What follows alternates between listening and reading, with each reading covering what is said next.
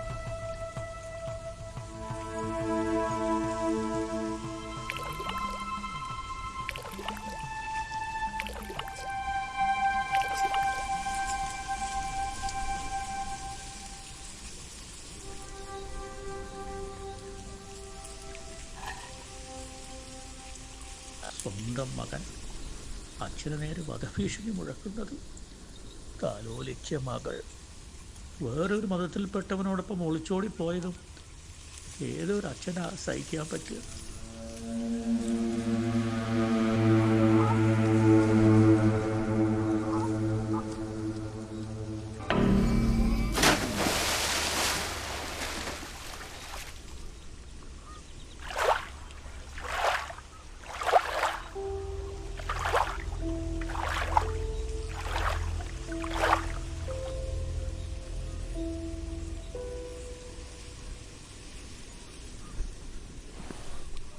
സ്വയം മരിക്കാൻ തീരുമാനിച്ചു അല്ലേ?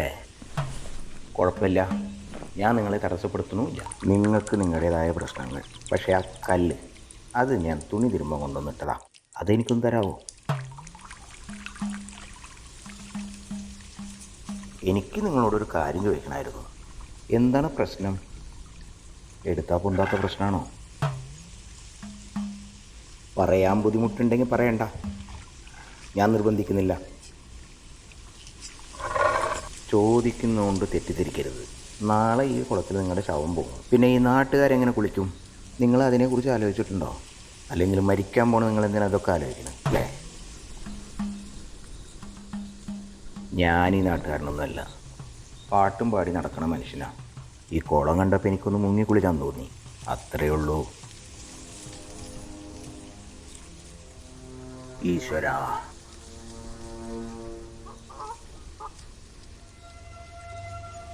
നിങ്ങളുടെ പ്രശ്നങ്ങൾ നിങ്ങളുടെ കണ്ണിലൂടെ ഞാൻ കാണുന്നു. നിരാശ, ജീവിതത്തോടുള്ള മടുപ്പ്, ഇങ്ങനെ പല പ്രശ്നങ്ങൾ അല്ലേ? എല്ലാവർക്കും ഉണ്ട് ഇതുപോലെ പല പ്രശ്നങ്ങൾ. മറ്റുള്ളവർ ഉപേക്ഷിക്കുമ്പോഴല്ലേ നമുക്ക് ജീവിക്കാനുള്ള ഒരു അവസരം കിട്ടുന്നത്. ഈ ലോകം എത്ര വലുതാണ്! എന്തെല്ലാം കാണാം, എന്തെല്ലാം കേൾക്കാം. കിട്ടിയ ജീവിതം ജീവിച്ച് തീർക്കുക, അത്രയേ എനിക്ക് പറയാനുള്ളൂ. പിന്നെ ഈ കല്ല് നാളെ ഇവിടെ കണ്ടാൽ നിങ്ങൾ ഇനിയും ജീവിച്ചിരിക്കുന്നത് ഞാൻ മനസ്സിലാക്കും. അല്ലെങ്കിൽ നിങ്ങളുടെ ശവം തിരിച്ചറിയാൻ ഞാനുണ്ടാവും നാട്ടുകാരുടെ ഒപ്പം.